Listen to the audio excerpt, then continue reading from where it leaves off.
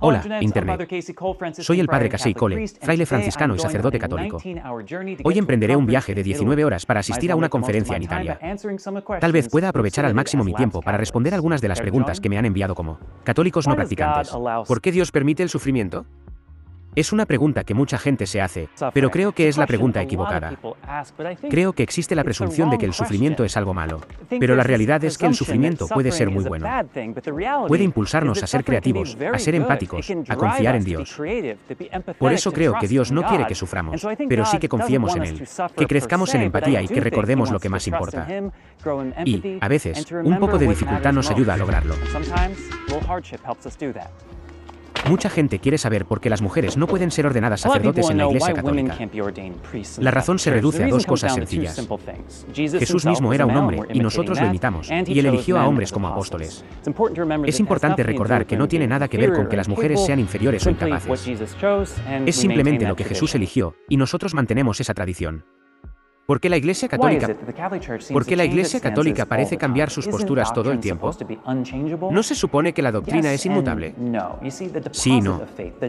Verá, el depósito de la fe, los dogmas de nuestra Iglesia, lo que Jesús es como la palabra de Dios, nunca pueden cambiar. No tenemos la capacidad de cambiar la Biblia, pero esas verdades eternas deben traducirse al mundo en el que vivimos, a las disciplinas, a las doctrinas, y, a medida que el mundo cambia, también debe cambiar la forma en que expresamos esos cambios. Permítanme darles algunos ejemplos. Una de ellas es el ayuno. El ayuno es una verdad eterna y debemos hacerlo siempre.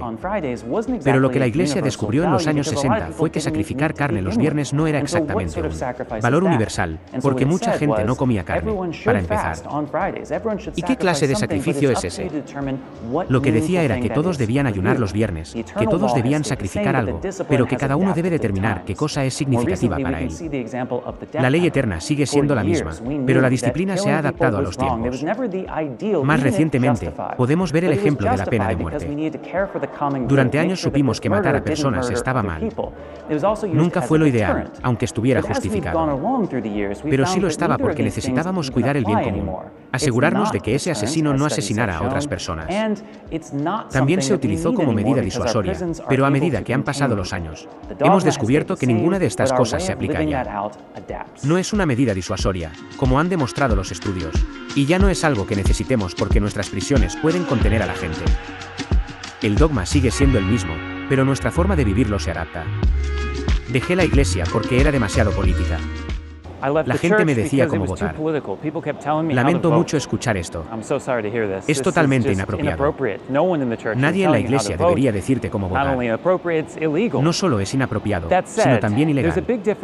Dicho esto, hay una gran diferencia entre ser político y ser partidista. Ser partidista es un pecado porque antepone un partido al evangelio. Exalta e idolatra una institución humana. Pero ser político es importante. El evangelio nos llama a vivir en el mundo, a buscar la paz y la justicia. Así que espero que no rechaces el aspecto político de participar en nuestra comunidad. Simplemente rechaza a los republicanos, a los demócratas y a todo eso. Realmente no entiendo el celibato sacerdotal. Es una de nuestras enseñanzas más singulares, sí, pero déjame decirlo de esta manera. Jesús dice que en el cielo no se puede dar ni quitar el matrimonio. Así pues, el celibato es una manera de anticipar el cielo, de practicar lo que vamos a hacer allí, de dedicarnos por completo a Él y a su misión aquí en la tierra en lugar de a un marido o una esposa. San Pablo, de hecho, exhorta a la gente a que, si podemos, lo hagamos, porque nos mantiene indivisos y centrados en un solo propósito. El matrimonio es algo fantástico, sin duda. Al menos puede serlo, pero es mucho trabajo y no es para todos. Para gente como yo, prefiero dedicarme a tiempo completo al Evangelio.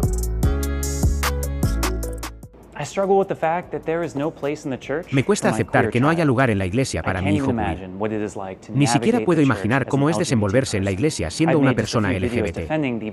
He hecho unos pocos vídeos defendiendo los derechos humanos básicos de las personas LGBT y he recibido una reacción tremenda.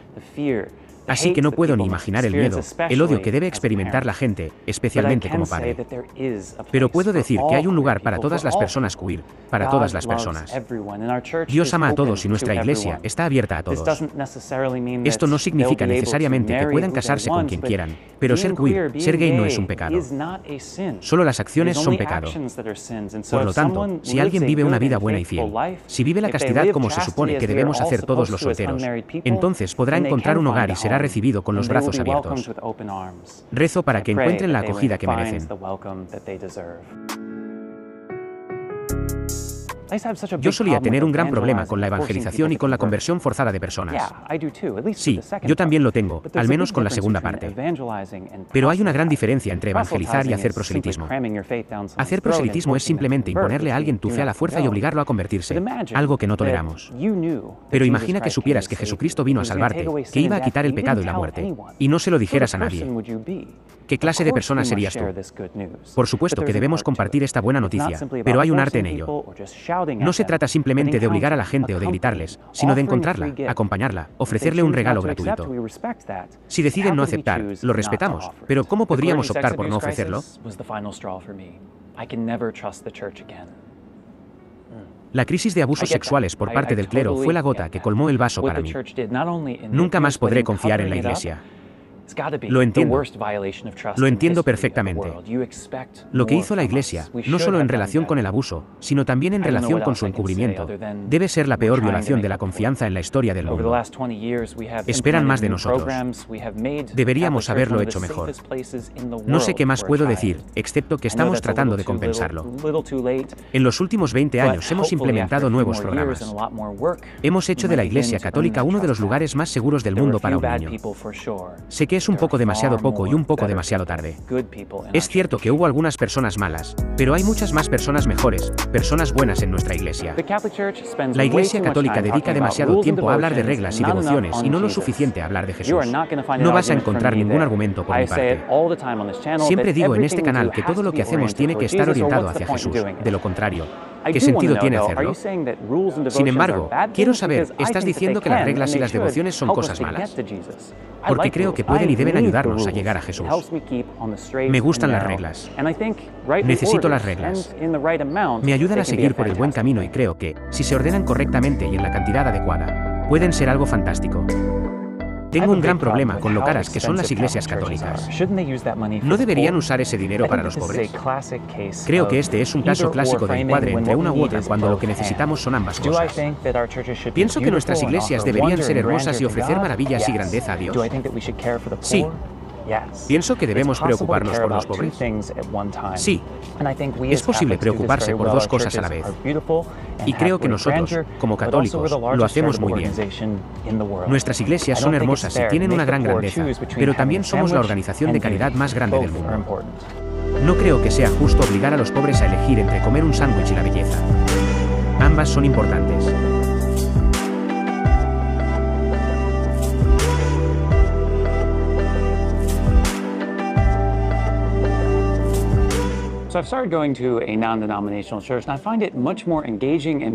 Comencé a asistir a una iglesia no confesional y me parece mucho más interesante y mejor para mi familia.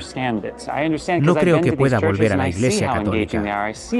Esto me duele un poco, pero lo entiendo. Lo entiendo porque he estado en esas iglesias y veo lo atractivas que son. Veo lo maravillosas que son para las familias. Son acogedoras. Son extraordinarios, pero no puedo evitar pensar que se están perdiendo la Eucaristía. No podía imaginarme perder esa oportunidad. Por eso me pregunto si podría considerar traer lo que encontró en estas grandes iglesias a la Iglesia Católica para mejorarlas y lograr la plenitud de la comunión.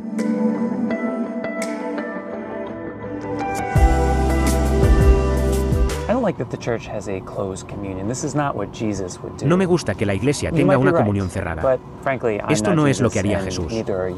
Puede que tengas razón, pero, francamente, yo no soy Jesús y tú tampoco. Y no puedo leer los corazones de las personas. Y creo que eso marca una gran diferencia, porque lo único que puedo leer es el compromiso. Y creo que eso es muy importante para algo como la comunión. No sabemos por qué alguien está allí, qué cree, qué compromiso tiene con los demás. Y creo que cuando no tienes esas cosas y cualquiera viene tal como es, no tienes ese aspecto de comunión. Más bien, creo que debe haber un nivel al que debemos llegar. Debe haber un cierto compromiso mutuo, una vida moral que estemos viviendo, de modo que estemos ahí los unos para los otros y no solo para nosotros mismos. Por eso no siempre estoy de acuerdo con el Papa. ¿Qué debo hacer? Bueno, todo depende de dos cosas, el contenido y el contexto. Por lo tanto, en lo que respecta al contenido, creemos en una jerarquía de verdades, lo que significa que no todo es igualmente importante. Existen dogmas y luego están las disciplinas. Si el Papa habla de Jesús, probablemente debéis escucharlo y no desviaros. Si habla de lo que hay que comer o de cosas de la vida diaria, es un poco menos serio. Ahora bien, el contexto también es importante. ¿Está emitiendo una bula papal, una constitución apostólica, algo muy serio? ¿O concedió una entrevista en un avión? Son cosas de distinto peso. Tenemos que tener en cuenta todas estas cosas. Eso no quiere decir que podamos ignorar cualquier cosa, pero siempre debemos tomarlo en serio y entender el propósito de lo que está diciendo. Y, por último, Jesús es todo lo que necesito. No necesito la religión ni la iglesia. Es un buen comienzo. Creo que Jesús es todo lo que necesitas, pero si crees en Jesús y crees que Él es todo lo que necesitas, ¿no harías lo que Él te dijo que hicieras? Él nos recordó que debíamos celebrar la Eucaristía en memoria suya. Debíamos alimentar a los pobres. Debíamos evangelizar y bautizar. Él nos dio muchos mandamientos que debíamos seguir, y si confiamos en Él y lo amamos, nos corresponde hacer lo que Él nos dijo que hiciéramos, que es formar una comunidad, que es ser parte de una iglesia. No podemos simplemente tener un momento de Jesús y yo cuando Él quiere que seamos una comunidad. Y con eso, espero que me disculpen. Llevo 29 horas seguidas despierto. Voy a echarme una siesta. Es broma. Tengo 3 horas libres en Roma antes de que llegue la oración, así que voy a hacer eso. Paz.